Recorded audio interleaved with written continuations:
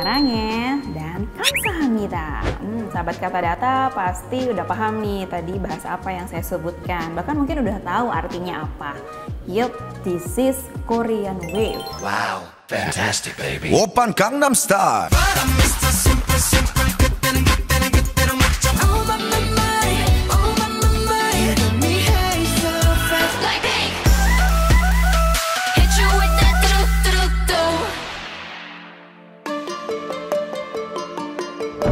Budaya Korea memang berkembang pesat dan meluas secara global dalam 2 dekade terakhir. Masa pandemi juga turut andil nih dalam meningkatkan fenomena Korean Wave atau Hallyu ini. Laporan Kata Data Insight Center atau KIC bersama Ziggy.id mencatat ada kenaikan signifikan nih pecinta Hallyu di Indonesia sebesar 10,9% di awal masa pandemi. Jika dilihat dari range usia, ini segala macam range itu ada. Jadi dari yang muda, bahkan sampai yang tua, Gen X itu juga masih menyukai konten Korea gitu. Setidaknya mereka menonton drama Korea. 혜영아, 무슨 좋은 일 있어? 뭐야? 나를 좋아해서? Wajar saja sih karena Korean Wave saat ini bukan hanya sekedar K-drama dan K-pop, tapi telah meluas nih ke berbagai sektor hiburan, antara lain seperti game dan e-sport, lalu kuliner, fashion, kosmetik, film, buku, webtoon, hingga kartun animasi. Lantas, sebesar apa ya Korean Wave bergulir di Indonesia? Dan apakah benar bahwa Indonesia bisa menjadi konsumen terbesar produk Korean Wave di tingkat global?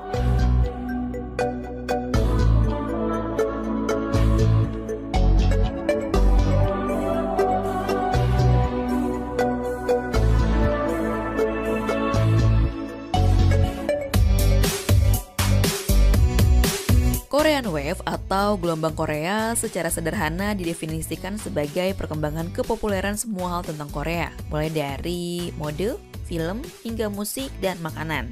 Gelombang ini telah memberikan banyak dampak positif bagi Korea khususnya di bidang ekonomi. Menurut Korea Foundation for International Cultural Exchange, Korean Wave telah menyumbang 9,5 miliar dolar Amerika Serikat untuk ekonomi Korea pada tahun 2018. Dan meningkat menjadi 12,3 miliar dolar Amerika Serikat pada tahun 2019, menjadikan Korea sebagai negara dengan ekonomi terbesar ke-10 di dunia dari sebelumnya yang bukan apa-apa.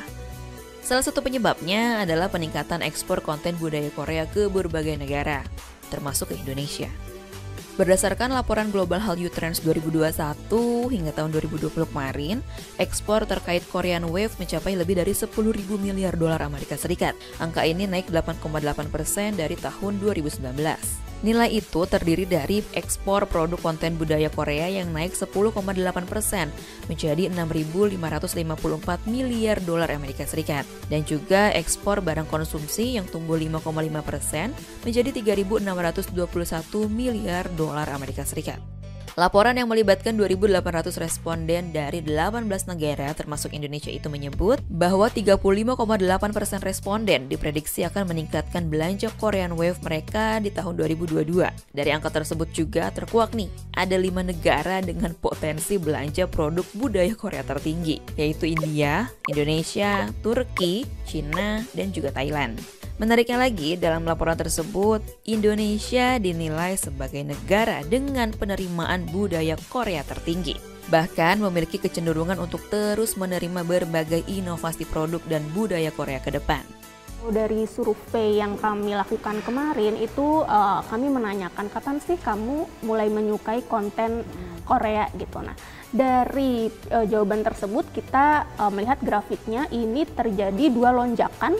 Pertama di tahun 2010, kemudian yang kedua di tahun 2020 gitu. Nah, kalau kita lihat sendiri kondisinya di 2010 ini adalah zaman dimana idol generasi kedua gitu ya. Jadi sedang booming-boomingnya Super Junior, Big Bang, 21 gitu ya. Cuman setelah 2010 itu sempat turun, kemudian perlahan-lahan naik lagi hingga 2020. Kalau 2020 ini kemungkinan karena pandemi ya, jadi orang lebih sering menatap layar gitu, butuh hiburan, nonton drama, apalagi 2020 kan banyak drama yang sedang naik. Cuman kalau kita rata-ratakan ada nih yang mengeluarkan biaya untuk mengakses konten idolanya, bisa jadi untuk menonton konser, beli merchandise, atau berlangganan aplikasi. Nah, yang seperti ini rata-ratanya dalam setahun terakhir adalah 1,3 juta gitu. Jadi untuk belanjanya sendiri ada yang tinggi gitu ya, di atas 10 juta, tapi persentasenya memang tidak banyak.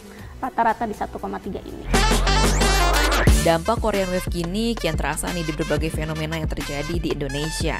Seperti masuknya konten Korea ke berbagai layanan streaming, banyaknya brand lokal yang menggunakan brand ambasador artis Korea, menjamurnya trip ke Korea Selatan, hingga masuknya kata Oppa dalam Kamus Besar Bahasa Indonesia atau KBBI. Survei KIC dan Ziggy.id melaporkan bahwa dari sisi kosmetik, Scarlett dengan brand ambasador Song Joong Ki dan Twice merupakan yang paling banyak diingat para fans K-pop. Sementara dari sisi makanan, kolaborasi Lemonilo dengan NCT Dream dan Choi Siwon dengan mie sedapnya jadi yang teratas diingat. Para selebriti Korea ini telah masuk ke berbagai produk di Indonesia, gak cuma yang tadi saya sebutkan. Mulai dari makanan, minuman, aplikasi, e-commerce, sampai spray. Kenapa bisa sangat loyal? Karena kalau misalnya dari pengalaman fangirling bertahun-tahun ini kan kayak udah hampir 12 tahun kayak jadi fangirl, itu kita menyadari kok bahwa dunia idol itu, dunia aktor di Korea itu adalah dunia industri manufaktur. Jadi mereka sendiri tahu bahwa idol dan aktor ini adalah komoditas gitu, dan kita adalah konsumennya, end consumer gitu kan, end consumer. Jadi mereka tahu bagaimana memberikan servis yang terbaik supaya konsumennya puas. Nah, sebagai konsumen yang puas kan kita akan, kalau misalnya kita sebagai buyer kan, oh gila gue puas banget ngeliat dia gitu kan, tambah lagi, besok order lagi. Sama aja sih, fans itu adalah konsumernya gitu kan. Begitu melihat mereka gitu kan, aktingnya memuaskan, atau lagunya, mereka menciptakan lagu yang relate dengan kehidupan kita sehari-hari kayak gitu. Nah itu mereka tuh bisa tahu gitu kan kebutuhan penggemarnya, jadinya dikasih, dan kita kayak oh iya ini kayaknya deket banget. Dan mereka juga engagement dengan fansnya sangat kuat ya. Kalau misalnya nonton konser gitu kan, mereka sangat engage dengan penonton. Juga reality show mereka juga bisa menghibur. Jadi walaupun jauh itu terasa dekat. Jadi sebagai konsumen tuh kita puas.